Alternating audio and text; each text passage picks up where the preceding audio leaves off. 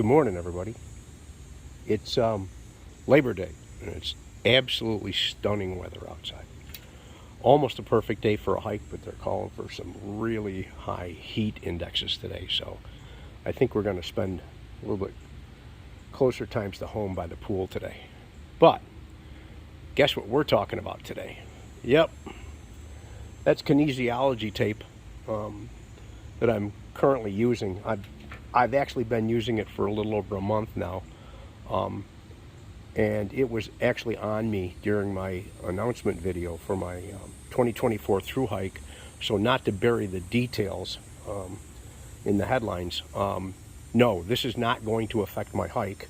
It in no way will change any of my plans, and it was actually already included in my plans when I made the announcement. The reason that I'm putting the video out today is that I think there's an important point out there that needs to be made, and I'm not seeing it being made by a lot of people.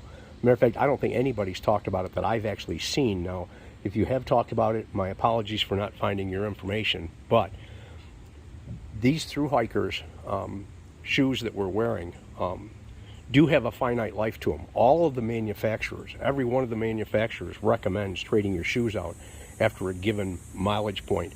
And that mileage can vary. It depends on how you wear them, where you're wearing them, what you're doing with them, the care and maintenance that you're putting into them.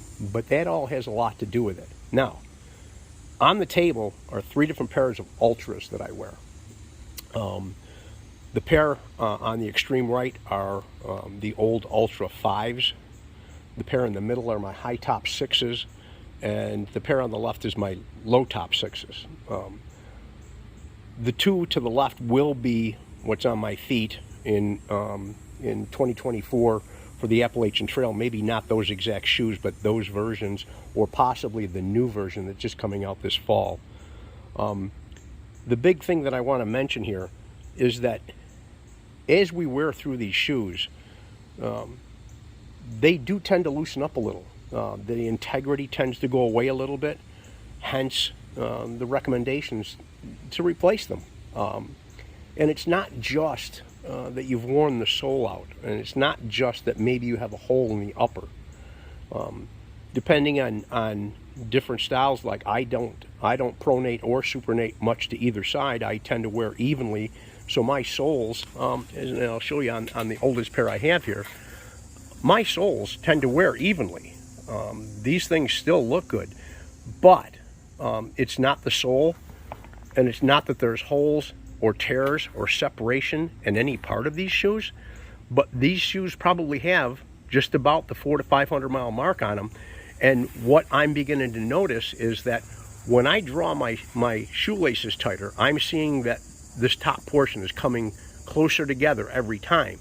And that's telling me that the sides and the support, the lateral support, which is very critical in your shoes, that type of support is starting to go away because the material is starting to stretch.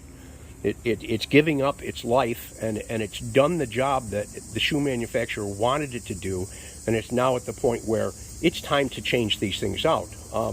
The reason that I'm like this right now is because I managed to damage the tendon going down the front to my big toe, and that was an injury that was incurred in a pair of hikers, not any of these that are on the table right here now, but that was an injury I occurred walking across a traverse in my back lawn. As most of you know, I live out by a federal creek, and at a point in time when I was out taking care of my lawn, as you can see, that's quite an angle down there. I was traversing from left to right across this hill, north to south, as it is in the view here. And my left foot was on the downhill side, and I had an occasion to try and push off from that foot, and my foot rolled inside the shoe. Now, the reason that it rolled wasn't because that I didn't have it tight, wasn't because that it wasn't a good quality shoe.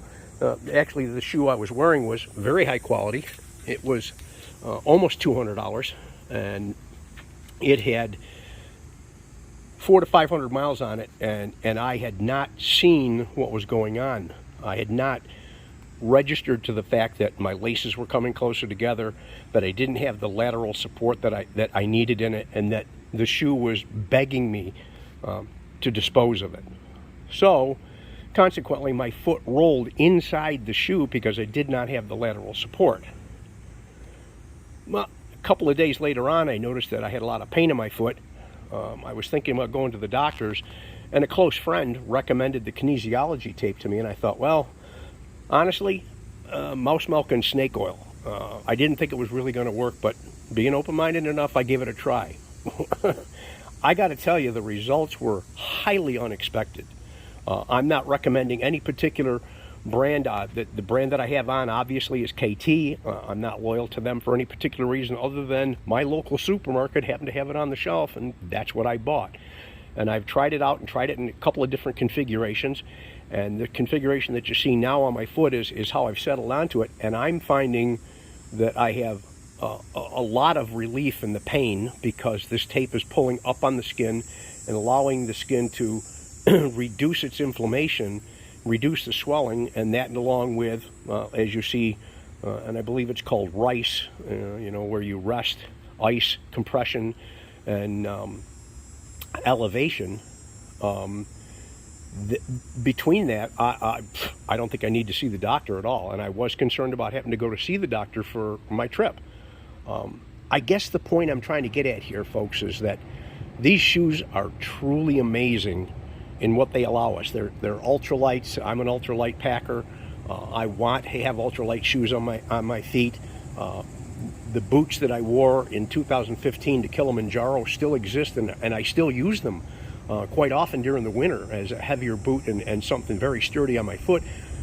But we're talking about a boot back in the day, a leather boot, and that's not what these shoes are. These shoes have a finite life to them. The manufacturers are very clear on it, and I just wanted to make sure that everybody was listening to this, and that if you find yourself in a situation where the giveaways are that your foot doesn't feel as secure and as comforted and as tight as it should be inside your shoe, if you find that your foot's slipping, especially in the lateral motions, then you really should start looking at the age on your sneakers. And we all know that they don't come with an odometer, and you kind of have to use your own care and concern about this. You have to kind of think, okay, how have I worn them? How long have I worn them? What have I put them through? Do I need a new pair? If you're in doubt, run down to your local outfitter store and try on another pair, or try on a better pair that you have around that might be newer. Like I say, I have 3 different pair here in 3 different stages of their lives. The orange ones, the right ones, they'll be disposed of today. The ones in the middle, they probably have a couple of 100 miles on them. I wore them during last winter, and I haven't had a chance to wear them much this winter.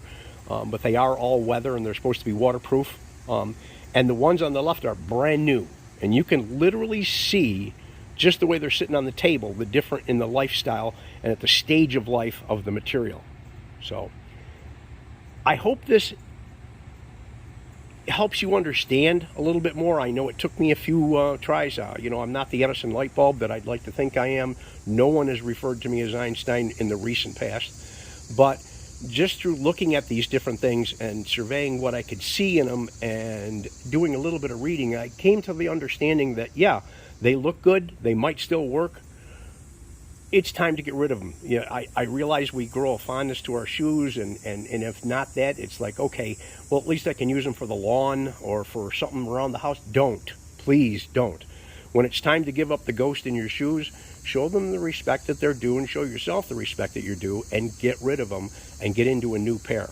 They're not that costly. Yes, they are expensive, but what we're doing out here requires us to have secure and safe feet.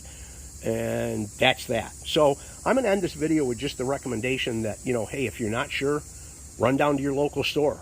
Check the website for your manufacturer on your shoes. See what they say. And then think about how long you've worn them, and do your feet feel safe in them, okay? Well, that's it for today. I've got a couple other videos I want to put out. I've got a couple of questions. Last night over the holiday weekend, I fielded a ton of questions that I want to get to. So I'll be putting out another video shortly on that. But in the meantime, happy holidays, happy trails. I hope you all learned something from this. Have a great day.